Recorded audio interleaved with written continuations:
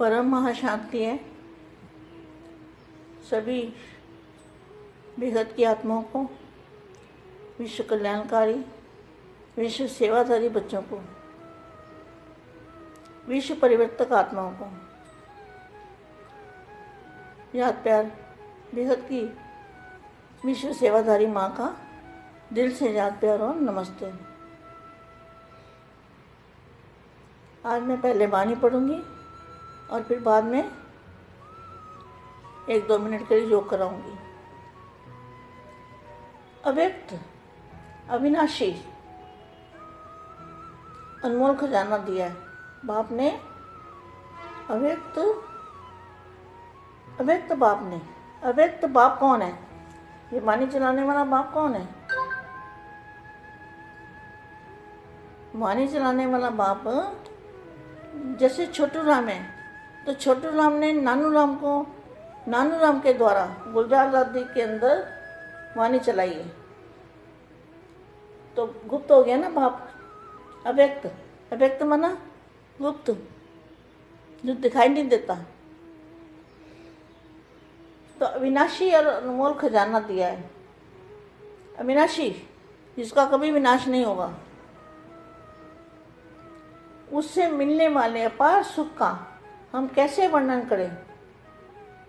आत्मा के लिए उस खजाने में सर्व प्राप्तियां समाई हुई है। इन अव्यक्त महावाक्यों को देखो, फिर आ गया, इन अव्यक्त महावाक्यों को जो चलाने वाला है वो अव्यक्त है, वो किसी को पता नहीं है कौन है। इन अव्यक्त महावाक्यों को पढ़ते पढ़ते अथवा सुनते सुनते ही आत्मा को ऐसा अनुभव होता है कि वह देह से न्यारी, क्या कितना अच्छा महावाक्य है।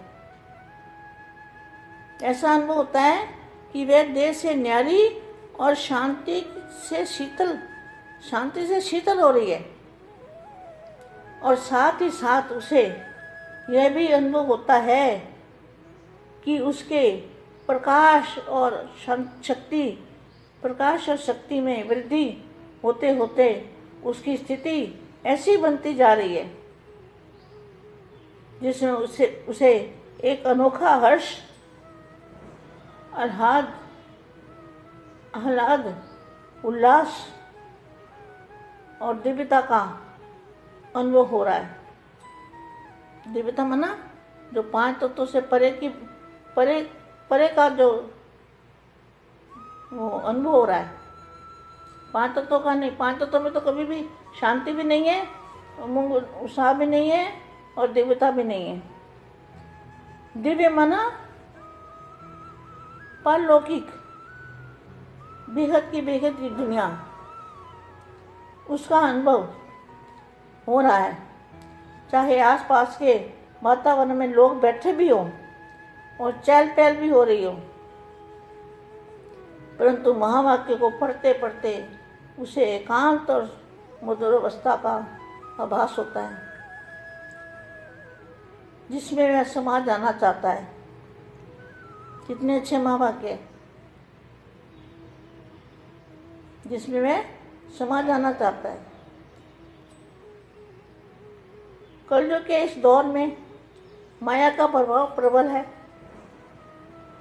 परंतु निश्चय जानिए कि इस अव्यक्त वाणियों में दुर्लभ आत्मा को भी इतनी शक्ति का वरदान देने की क्षमता है कि वह माया के वार और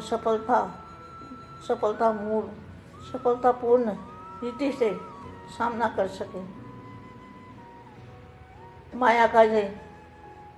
माया का कोई भी रूप ऐसा नहीं है जिससे छुटकारा पाने के लिए इन वाणियों से हल और बल मिलता है। माया का कोई भी ऐसा रूप नहीं है जिसके लिए इन वाणियों के अंदर हल और बल मिलता है। मनुष्य आत्माओं के ऐसे संस्कार जिनसे उसे अशांति मिलती हो, इन अव्यक्त वाणियों के अध्ययन से मिटने शुरू हो जाते हैं। देखो वाणी कितनी कमाल की है। क्या इन अव्यक्त वाणियों के अध्ययन से मिटने शुरू हो जाते हैं, कैसे भी कड़े संस्कार हों। इतना बल और हल है वाणी के अंदर। वाणी के अंदर क्या है? बल और हल। वास्तव में इन अव्यक्त वाणियों से एक नया जीवन मिलता है। तो नया जीवन कौन सा है? नया जीवन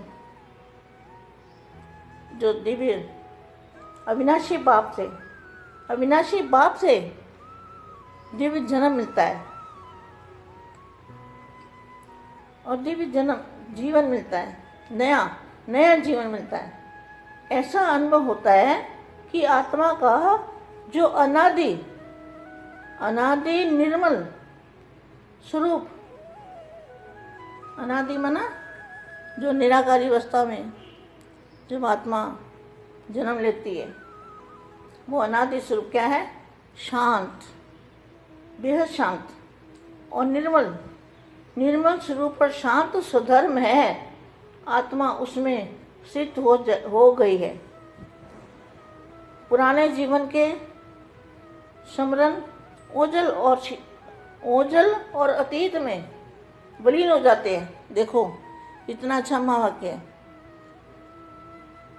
पुराने जीवन के स्मरण ओझल और अतीत में विलीन हो जाते हैं। शरीर सहित सब कुछ विलीन हो जाता है और नए स्वर्णिम सुमत स्वच्छ जीवन के स्मरण उभरने लगते हैं और आत्मा वो त्यागी, तल्लीनता और तृप्ति देते हैं।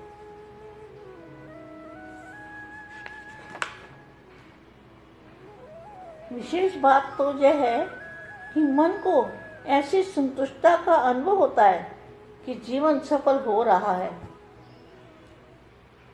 और दूसरों की सेवा का सुपुरुषार्थ हो रहा है। उदाहरण के तौर पर एक वाणी में अव्यक्त बाप ने संकल्पों द्वारा विश्व की सेवा करने की प्रेरणा दी है और उसका तरीका भी बताया।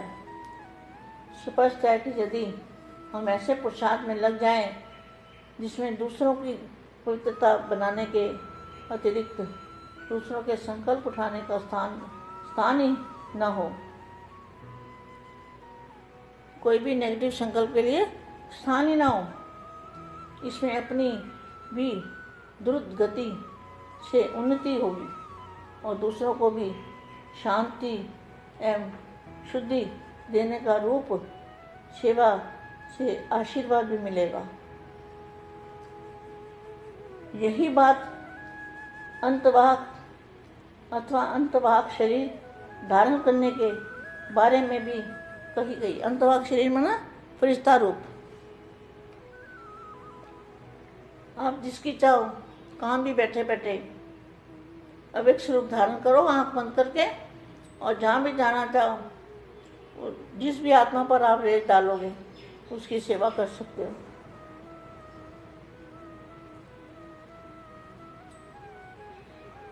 अच्छा, अभी धारण करने के बारे में भी कही जाती है। यह अव्यक्त स्थिति तो राजयोग की एक बहुत बड़ी प्राप्ति है। अंतवाहक शरीर अथवा अव्यक्त अवस्था धारण करने से तो स्थूल शरीर और उसकी यह दुनिया, स्थूल शरीर की दुनिया बहुत पीछे रह जाती है और क्या होता है? प्रकाशमय दुनिया। और आत्मा एक उड़ते पंछी की तरह स्मृति रूपी पंख के साधन से उड़कर, आत्मा एक उड़ते पंछी की तरह स्मृति रूपी पंख के साधन से उड़कर अपने प्रकाशमय धाम में अपनी परम पिता के निकट अनंत विभोर अनुभव करती है। ऐसी जो महान लाभ देने वाली अव्यक्त वाणियाँ हैं, इन्हें बार बार पढ़कर मनन करने का और जीवन में धारण करने की आवश्यकता है। मैं सौभाग्यशाली, मैं आत्मा सौभाग्यशाली जो अपने मन, वचन और कर्म से इन वाणियों के अनुसार अपने आप को बना लेती है। अब मैं योग सिखाती हूँ बच्चों को। अब हम वाणी पढ़ चुके हैं, अब हम विहत का योग करेंगे। जैसे वाणी में बताया कि आत्मा उड़कर अपने अविनाशी प्रकाश में जो हमारा घर है असली, वहाँ पहुँच जाती है। तो ऐसे ही हमें योग करना है। आंखें बंद करें, दादाजी को याद करें। सबसे पहले दादाजी को याद करना है और फिर हम योग करेंगे। तो योग किसको कहते हैं? योग कहते हैं जैसे एक कला की पावर है, 2 कला की पावर है, 3 कला की पावर है, ऐसा करते करते 100 कला की पावर है। तो 100 कला की पावर का अर्थ क्या है? वायुमंडल के अंदर जैसे दूध होता है, तो दूध में 1% पानी, 2% पानी, 3% पानी, तो उसके अंदर पानी बढ़ता जाता है। तो यहाँ पर क्या है?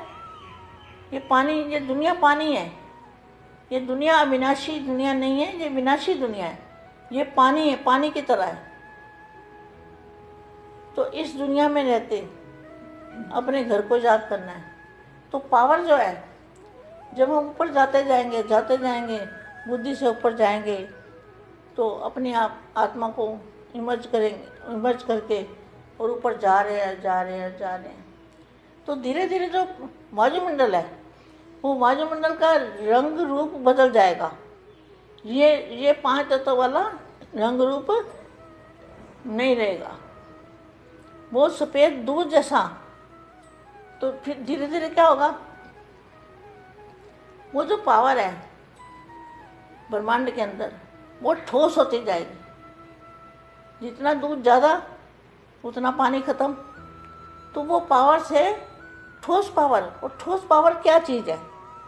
ठोस पावर है चुंबकीय शक्ति, खींचने वाली शक्ति, हमारा परिवर्तन करने वाली शक्ति, हमारे देह का परिवर्तन करने वाली शक्ति। वो तो था, उसमें तो पानी का नाम निशान ही नहीं है। वो तो सिर्फ प्रकाश की दुनिया है, सिर्फ प्रकाश और कुछ नहीं। तो वो प्रकाश की दुनिया को हम जितना याद करेंगे, देखो बेटे, डिले इज डेंजर। जितना डिले करोगे, पुरुषार्थ नहीं करोगे, उतना दुनिया दुख देगी और दुख ही मिलेगा, और कुछ मिलने वाला यहाँ कुछ मिलने वाला नहीं है, दुख ही मिलने वाला है। इसलिए डिले इज डेंजर। आपको जल्दी जल्दी पुरुषार्थ करना है, बापू जी का सहयोगी बनना है। तो धीरे धीरे कहाँ पहुँच गए हम? बेहद की कला के परम धाम में। फिर और आगे गए तो बेहद की कला के परम धाम में। ऐसे बेहद करते जाओ, तो हमें तो 1 सेकंड में हम काम कर सकते हैं। 1 सेकंड वो जो सीधा बापू जी का मूल स्थान है, 100% पावर, 100% परम प्रकाश, 100%, उसमें कोई मिलावट नहीं, कोई हल्कापन नहीं। वो पावर को अगर हम टच करें, हमारी आत्मा बापू जी की जो मस्तक से लाइट आ रही है, उस लाइट को अगर हम टच करें, तो 1 सेकंड में हमारी बॉडी भी बदल जाएगी। और एक की बॉडी बदले तो सारी दुनिया बदल जाएगी। सिर्फ एक बदलने की देर है, एक आत्मा। एक आत्मा बदलने से सारा विश्व को बदल देगी, सारे मल्टीवर्स को बदल देगी। इतना पावर उस स्वरूप के अंदर है जो प्रकाश का स्वरूप है। पापा जी के मूल स्थान से जो पावर लिया हमने, उसके अंदर इतनी शक्ति है कि वो सारे मल्टीवर्स को 1 सेकंड के अंदर परिवर्तन कर देगी। सभी बच्चों को फिर से याद प्यार नमस्ते और परम शांति।